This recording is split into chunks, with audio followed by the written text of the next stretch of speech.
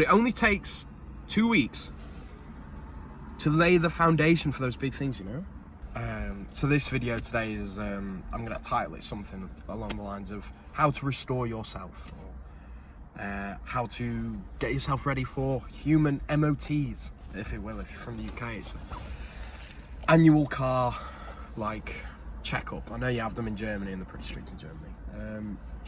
But I think the view is, maybe you've been feeling down, maybe you've been feeling rock bottom maybe, or kind of like a derelict car, you've been left in the field, you're not looking after yourself. I wanted to do this video on how do you restore yourself? How do you bring yourself back to a factory finish, if you will, back and running, daily use, whatever. So, first of all, I want to stress the point here, we're not about perfection. We're over on the Paolo channel over here, we are not about perfection in the slightest. And I think what you really want to get towards is roadworthiness. Hear me out. This does not mean neglect and just get up, go to work, nothing, just repeat. It doesn't mean that. It just means finding a good routine, you know? Finding something that works for you, you feel good. It might not be perfect. Like, oh, you don't have to quit all these bad hobbies. Like, oh, I want to quit smoking, I want to quit eating junk food, I want to do more exercise. If you just stress on doing everything perfect, it can't last. It's not doable. It's like having a car that's perfect. If you drove the car, it can't stay perfect. A car that stays inside the whole time, pristine, perfect, doesn't get a bit of wheel spin going, doesn't go around a corner sideways or whatever, it's not a car. It's a monument. I'd like to say piece of art, but piece of arts have to be enjoyed. It's like, what is a good sofa if it's not comfy? And a comfy sofa, you'll be able to see that it's comfy, it'll be worn down. So, how do you restore yourself? You have to look at it as though you're going for this first MOT in a while, and you've got to hit the bare minimum as a bare minimum here. You've got to be looking after yourself, you've got to be drinking water, you've got to be eating some good food, but you can't do everything perfectly.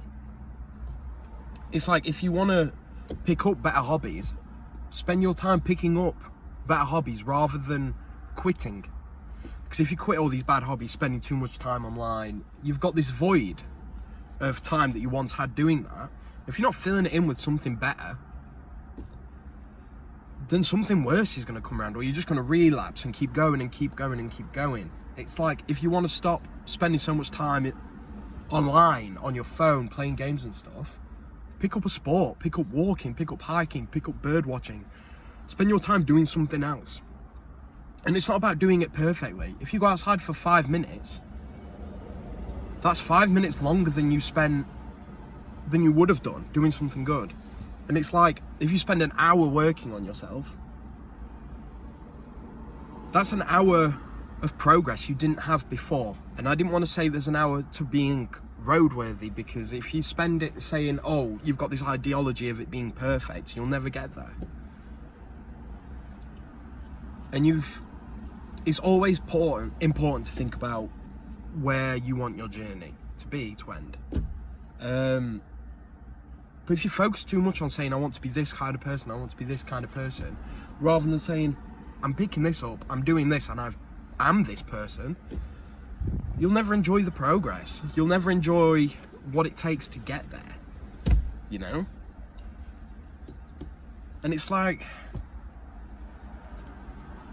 sometimes you can, I'm sorry with the car metaphors around here, and if you're not into cars, I'm sorry, this might not be the episode for you, because I'm currently sat in an old Alfa. And on that topic, the things that are human, things that have imperfections, that's what makes them good. Say you've got an old watch. My dad gave me like an old 50s Tudor that he bought way back when for cheap, and he gave it me. What makes that watch is the patina. It's the yellowing of the face. It's the scratches on the glass that really gives it this imperfection and sense of humanity, and it gives it soul. That's what I love about it. Yeah, my Alfa might be a bit rotten. Yeah, the exhaust might leak a bit. but it's fun to drive. It's got its quirks and I love it. And I've forgotten, there's that guy that he's like, oh, I've got the skin age of like an 8-year-old or whatever. It's fucking, mind my language, sorry, whatever his goal is, to be like the healthiest, longest living person on earth. Props to him if he enjoys it. He looks good, his skin is clean, whatever. But sometimes you just gotta think, is it really worth not stepping outside just because you're gonna get a bit of sun? Hear me out. Hear me out there. Like, if you're so scared of skin damage from the sun, you'll never know what it's like to feel that first spring sun on your skin. Or that feeling when you step off the helicopter after not the helicopter. Hey, some of you might be rich. Some of you might be getting off helicopters. Not me. Getting off the plane, presumably Ryanair for me. And you feel that warm breeze as you step on the European soil, you know? It's not about being perfect, and it's about upkeeping and making sure you're able to do things. Have the cheat meal. Have a little break. I'm not condoning alcoholism here, but have a cheeky glass of wine, you know, with the meal. It's not going to kill you. It's just keep it under check. Keep yourself roadworthy, you know. I keep throwing that word around, but what does it mean to be roadworthy? It means that, say your brakes work, all this, you can stop when you want to. You can go about your day doing the things you want to and you need to, you know? So you're in a mental space that you can get out of bed, you can do all this. You don't have to do it perfect, but you can just live, you know? And there really is that thing in the way to find yourself and the way to restore yourself to live, you know, is to not be perfect, you know? Because if everybody was perfect, everybody would be the same. And where's the fun in that? Look, I could get this fixed. I could get some like turkey teeth, white, straight piano keys. But no. I mean, I'd be tempted for a bit of whitening if I could afford it. But I'd never get veneers, you know. You got to keep that sense of you. You've got to do checkups on yourself. You've got to look around and go, is this still working for me? Is this...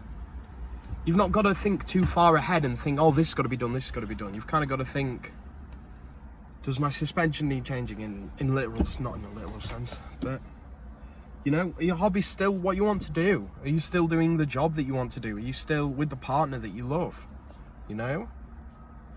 You might want to move, you might want to go on holiday, you might want to just change things up to keep yourself roadworthy, to restore yourself, you know? But that's more about the roadworthiness, you know? But like, how do you actually restore yourself? How do you get back up to that level, you know? And it's not a problem of doing everything at one time. Because if you just think, oh, I need to do this, it's such a long list that you don't even know where to start. And it sounds easier said than done, you know, but I've been there. I've had breakdowns. I've been like bedroom bound, not eating, whatever. And we all have bad moments, you know. But you've just got to do the little things, not perfect, but just do them, you know. And you've just got to not reward yourself, but once you've done something, actually take note of that and think, it might not be big for somebody else, but for me, compared to where I was an hour ago, a day ago, a week ago, even a few minutes ago, how I felt, this is a big thing and it's a big step, whether that's just picking one item up off the floor, you know, or just going outside, or replying to that message that you were supposed to reply to 3 weeks ago from a friend asking you if you wanted to do something, you know. And then all you've got to think is, that's one step done. I don't even have to do anything else now, but I'm one step closer to feeling better, to being roadworthy, you know? It's like, I have an E30, a BMW E30. Some of you may know what that is, some of you may not. It's an old car, you know? And I bought it, it had been neglected for like 20 years, you know? And I used to get overwhelmed by the thought of, I've got so much to do on this, I've got so much welding, so much pipe work, so much engine rebuilding, interior, all this, that I just wouldn't do it. I'd just look at it and go, oh man, so much work. And then eventually I started to change how I felt about it, and I'd go, you know what, I'll just spend an hour doing something. Whether it's tidying up the car, whether it's just writing down what I want to do, writing down a list of things I need to get. If it's just 1 hour, I'm 1 hour closer, you know? And this goes for goals as well, you know? You're at uni, you want to be revising for your tests, and you think, oh, I've not done anything, I'm so far behind. Just do a little bit. Who knows, afterwards you might even want to just carry on. But if you do a little bit at a time, it's a little bit closer.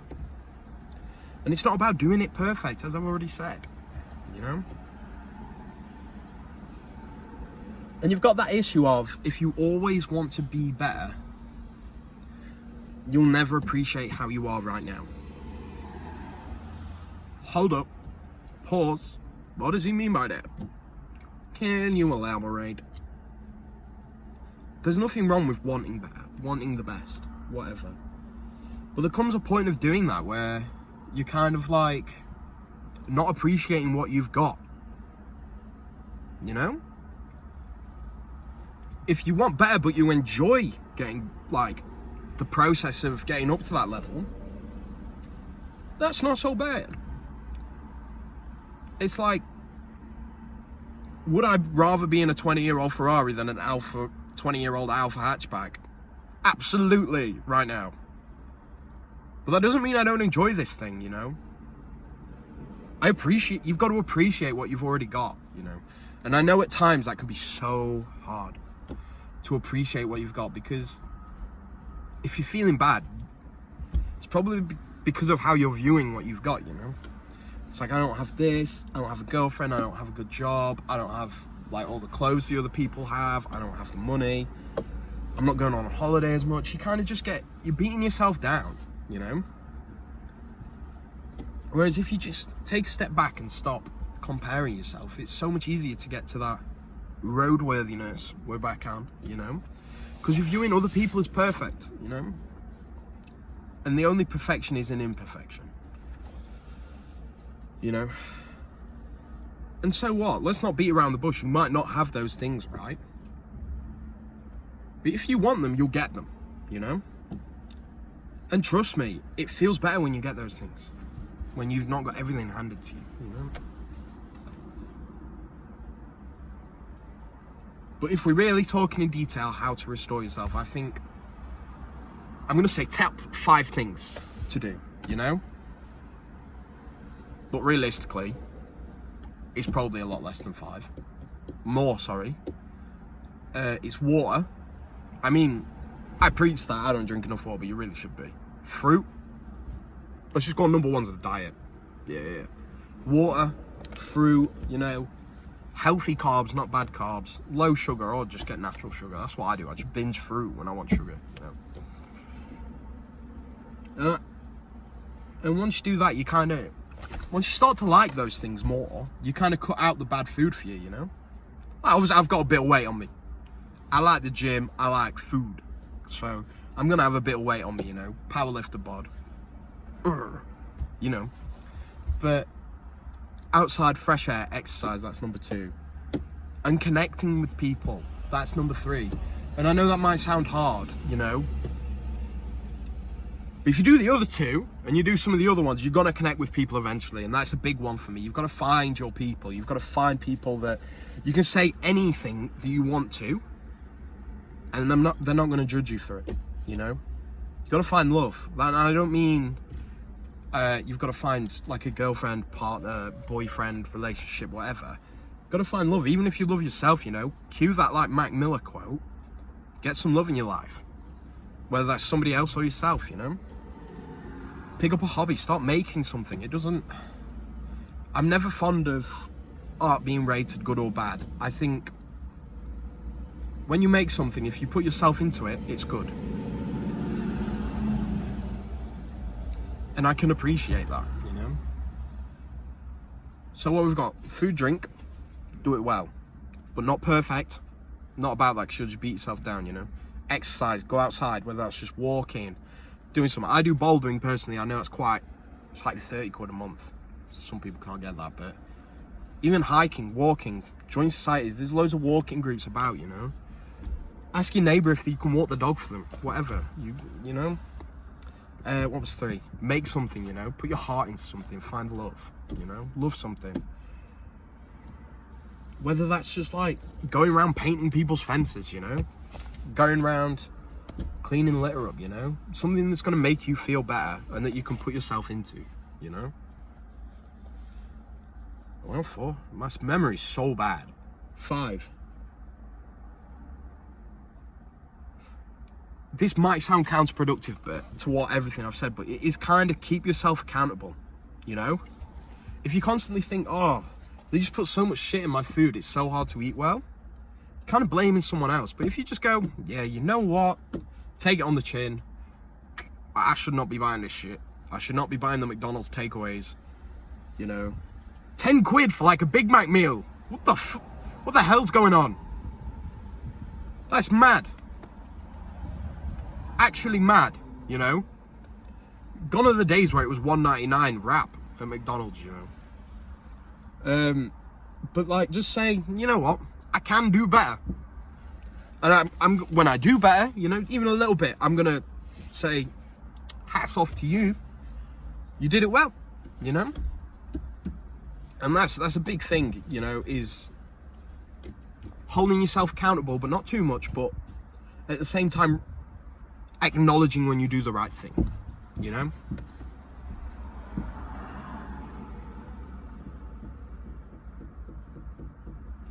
And I read this quite recently. I think most people have seen the video. It's like, it only takes 2 weeks. And I know it was applied because currently I'm a bit behind on my uni work. But the whole premise is, it takes 2 weeks to catch up on things. It takes 2 weeks to start something. Within reason. Because you say, oh, within 2 weeks I wanna have like a really nice watch, I wanna have a nice car. Let's stray away from materialism. Or you're like, 2 weeks I wanna learn how to paint. I wanna make the Mona Lisa in 2 weeks. I wanna be able to build the cathedrals that they make over in Catholic countries like Italy and stuff. It only takes 2 weeks. Pause, stay with me now, but it only takes 2 weeks to lay the foundation for those big things, you know? 2 weeks, you could start picking up a course, you could start reading literature during your library, learn and read about those things, and you set your path to inevitably do it. But like catching up and stuff, if you just spend those 2 weeks really thinking critically about it, like, I'm gonna eat this, read books and stuff, you'll become interested in it and you learn, and then suddenly you've got the foundation and you can do it now, you know? Sometimes it's not about actually doing the thing, but realizing you've got the capability to do it. And I think that is a major turning point into restoring yourself, you know? Coming back to what you want to be. And I just want all of you out there to realize that there is infinite possibilities every day you wake up. Some things are in your control, some things aren't. But the way you react to things is always in your control. What you do next is always in your control. And it's okay to be sad, it's okay to be cry. But it's okay to be happy too. Don't beat yourself down, guys. Every emotion is good. Just make sure they're in balance, you know?